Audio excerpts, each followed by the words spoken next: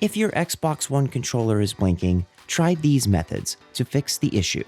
To initiate the pairing process between your controller and an Xbox, you need to first locate the pair buttons on the controller and the Xbox. On the controller, it's located on the back next to the USB port. And on the Xbox, it varies between models, but is usually on the front or side and looks like this. Now press the pair button on your Xbox console and release it. And within 20 seconds, hold down the corresponding pair button on your controller and release it. The controller should flash more rapidly for a moment, then display a continuous light. Once this happens, it's paired.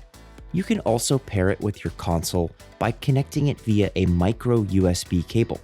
Once plugged in, the controller should vibrate once to confirm the connection, and the blinking will go away.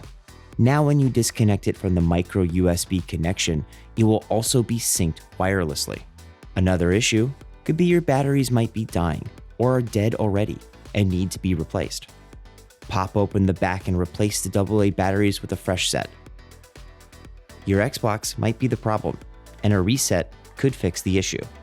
You can restart your Xbox console by holding down the power button for 10 seconds. Turn it back on, and then try again. One more option is updating your controller's firmware. This does require a second working controller. Plug in your blinking controller via micro USB. Using the working controller, click on the Xbox button and go to the Profile and System tab.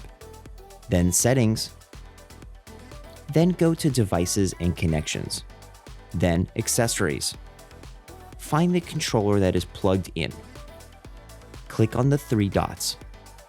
Here it will tell you if an update is available. Click it. And follow the on-screen prompts to update the firmware.